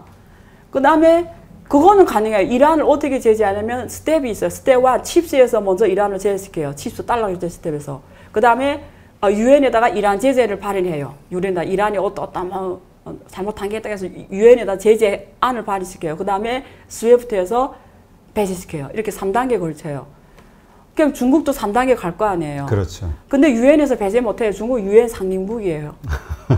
상임이사국. 네, 그리고 유럽이 던지지 않을 거예요. 너무 큰. 결국 중국 실제는 시장이니까. 네, 그럼 미국이 할 수 있는 게 칩스에서 배제시키는 거예요. 그럼 중국의 특정 은행들 갖다가 칩스 달러 결제를 못하게 하고 국가가 아니라 네, 칩스 달러 결제 시스템에서 예를 들면 뭐 공상은행 못하게 한다. 네, 그게 그런 가능성이 있죠. 근데 중국이 그것만 해도 너무 힘들어지는 거예요. 그러면 어떻게 중국이 지금 준비하기 시작하는 거죠. 어떻게 준비하냐? 일단은 위안화 거래를 빨리 확대해야 되는 거예요. 그래서 동남아 국가들하고 1대1로 국가들하고 한국처럼 무역 거래 규모가 큰 나라들하고 될수록이면 위안화 거래를 비중을 높여야 되는 거고요. 위안화 국제화. 그 다음에 1대1로 국가는 위안화 바로 투자해서 투자 통화로서의 기능을 하게 하는 거죠. 그리고 위안화 SDR 통화가 됐으니까 위안화 표시 SDR 통화를 많이 발행해서 각 나라 중앙은행들이 위안화 표시 국채를 많이 사게 하는 거고요. 그래서 등등등등. 그래서 그것까지 지금 다 준비하고 있는 거예요. 그래서 미국하고 금융의 탈금융화, 디커플링이 일어나면 이건 세계적인 재앙이에요. 다 재앙이에요. 그렇죠. 왜냐면 다 거래가 중국만 손해 보는 게 아니에요. 한국이 가장 손해 봐요. 왜냐면 중국하고 은행들이 다 이 결제를 하는데 공상은행이 빼져본다고 생각해봐요. 얼마나 힘들어져요. 그다음 또 모든 거 비용이 그냥 다리를 하나만 더 거쳐도 국제 간의 비용이 그냥 배로 올라가거든요. 외환 거래 딜러를 써야 되기 때문에요. 네. 그렇죠. 네, 그냥 말씀 들어보니까 진짜 이 앞으로 남은 게 이제 이 금융전이고 정말 금융과 관련해서 미국이 전 세계의 모든 걸 다 휘어잡고 있기 때문에 말씀하신 거 스위프트나 뭐 칩스 여러 가지 수단들을 통해서 중국을 압박할 수 있겠구나라는 생각이 드네요. 하여튼 이제까지 우리가 무역 전쟁이 다인 것처럼 그리고 그것이 패권 전쟁의 하나의 일환으로 이렇게 이해를 했었는데 패권 전쟁이라는 큰 틀에서 앞으로 이 금융전과 관련된 또 무서운 또 일들이 벌어질 수 있겠구나. 그러니까 불확성을 항상 그러니까 불확실성이 점점 커지겠구나 생각이 드네요. 하여튼 이 투자자 입장에서는 정말 잠 못 잘 수 있는 그런 일들이 남아 있다. 이런 정도만 이해를 하고. 근데 대신에 그래서 기회도 있는 거죠. 그러니까 항상 변동성. 하이 리스크 하이 리턴이에요. 근데 이제 인생도 하이 리스크 하이 리턴. 근데 이제 그 변동성에 어느 쪽에 내가 노출이 되냐. 그렇죠. 변동성에 어디에다 베팅을 할 것이냐가 문제인데 이게 정말 지혜가 정말 필요한 일이잖아요. 다음 시간에는 그와 관련된 지혜 좀 공유를 또 해주시고. 네, 알겠습니다. 알겠습니다. 네, 오늘도 이렇게 바쁜 시간 내주신 안희화 교수님께 감사 말씀드립니다. 감사합니다. 고맙습니다.